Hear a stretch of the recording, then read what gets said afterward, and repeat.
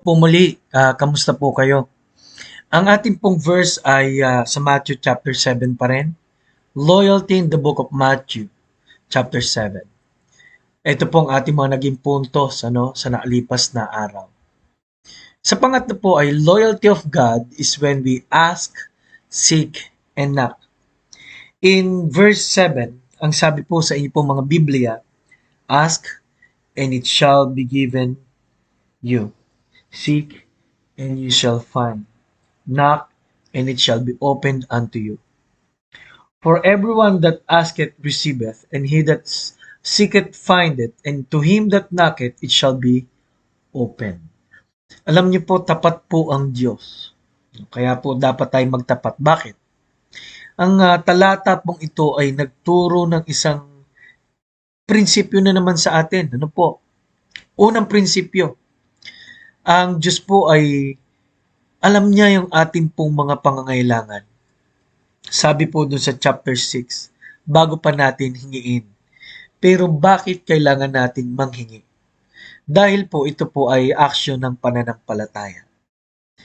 Number 2, yung seeking and knocking ay pinapakilala po na meron tayong responsibilidad sa lahat ng ating pong gustong mangyari sa ating pong buhay.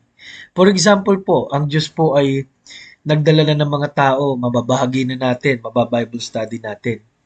Pero kung di tayo pupunta, ay wala pong mangyayari. Ano po?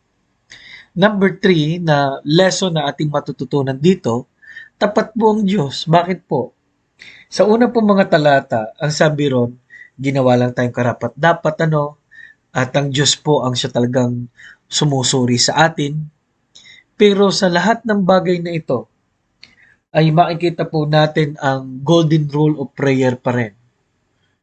Na kaakibat po ng buhay ng Kristiyano is ask, seek, and knock. Ang ganda po ng bawat gagawin natin may tugon ng Diyos. Ask, and it shall be given. Seek, and you shall find. Knock, and it shall be open unto you. Kaya alam niyo po, sa trabaho man, sa eskwelahan po nawa ngayong araw na ito, nawa atin pong tingnan paano bubuksan ng Diyos ang pagpapala. Una, humingi, maghanap, at kumatok. Maraming salamat po. Nawa po, ito po ay naging blessing po sa atin. Loyalty of God is when we ask, seek, and knock.